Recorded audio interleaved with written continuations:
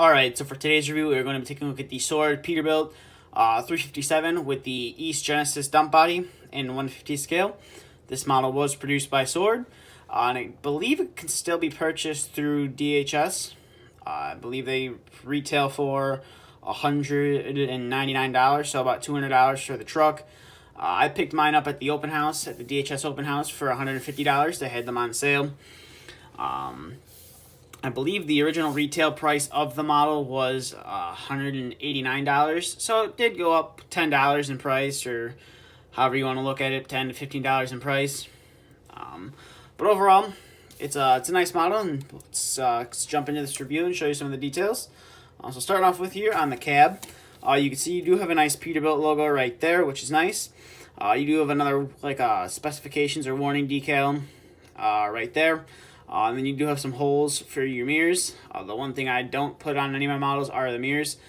So you do get, I believe, 2 sets of mirrors, just in case you happen to lose one. You do have some nice rivet detailing right here, which is pretty cool. Then you have a painted door latch right there.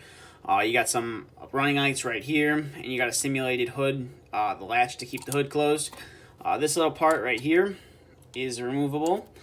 If I can get it to come off there, and then it is your battery box cover, which is nice. You got 3 little batteries in there, and then it's just a push fit connection. There's a little slot in the frame that slides into and just sits on there like that. If I can get mine in to stay, I'll just put that back on later. I believe these are your air tanks right here. You can see kind of right there the little hole that the steps slide into. Coming up on top of the cab, you got a nice chrome visor right here. You got your marker lights right there. You got your air horns right there, which is nice. Coming to the dump bed, you do have the Genesis logo right there.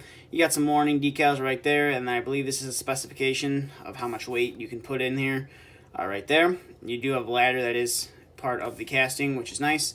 The slits are kind of hollowed out. So it's not just part of the casting, they are actually like a little snap-on piece. If you can see kind of right there's a little gap in between the step and the body. You do have DOT striping along the entire dump bed, which is nice. You do have an East logo right there. And then I'm not sure how well you can see this. See if I can get the camera to focus. But there is a little warning decal right there next to the mud flap, which is pretty cool. That's on the frame. And then there's another tiny little one back there, which is pretty cool as well. And then we'll get to the rear of the model, which you can see right here. It says Sword 07. That's when these were produced in 2007. You can see right here you got your East mud flaps in the town in Ohio that they are made in. Then you got some, I'm guessing these are your brake lights. And then you have a nice East logo right there. You got a nice Genesis logo right there. And then you have like a little number plate, or I'm not sure if it's supposed to be a number plate, license plate right there. Pretty sure this is your license plate down there. And you can see you got some straps that do hold the tarp on, which is nice. One of mine did fall off. I do have it. Just left it off the model for now, as they are very tedious to get on. Coming to this side, you can see you got there's a little like well, it's a running light, or it would have to be a running light right there. It's like a little I'm not really sure what you would call it. It's kind of like an little amber piece painted red, or it's just a reflector. You do have another decal right there, which is nice. And then coming to the side, same as the frame, same 2 decals on the frame.